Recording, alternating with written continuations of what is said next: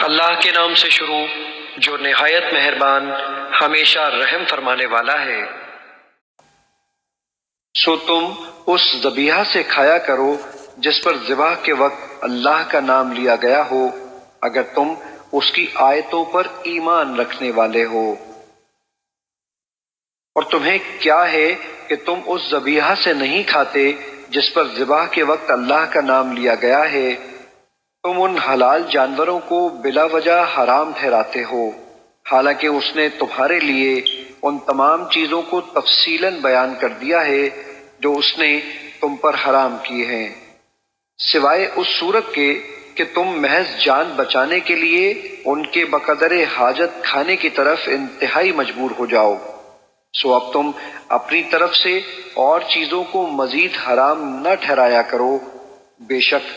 بہت سے لوگ بغیر پختہ علم کے